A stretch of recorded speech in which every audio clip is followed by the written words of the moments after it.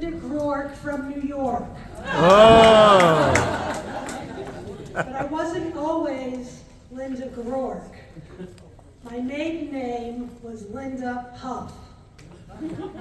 Yes, Puff like the magic dragon. I heard it all through grammar school. You know when they do the yearbooks, they give you like the favorite songs of all the classmates? Well, mine was always, guess what? Puff the Magic Dragon. Well, I went on, I graduated, high school. I decided to become an EMT and then become a paramedic.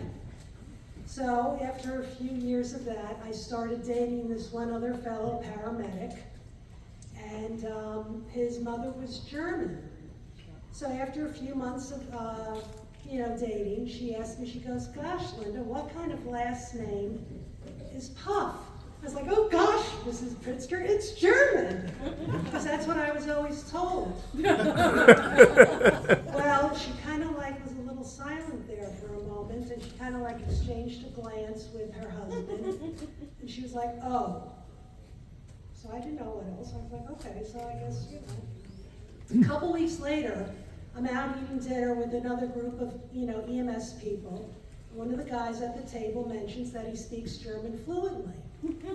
So I turned to him and I was like, "Do you know what my last name means in German?" He turns beet red. So I was like, "Well, what does it mean?" He goes, "Well, it's slang for whorehouse." I was like, that information would have been very helpful a couple of weeks ago. Oh, wow. Okay, so fast forward a couple of years now. My cousin is in Europe, and she meets this German guy in Spain, and they start dating, think 90-day fiance.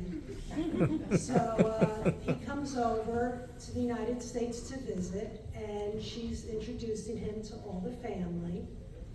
So they get up and they get in the car, and he goes, "Casey, where are we going now?" And she goes, "Oh, we're going over to the Puffs."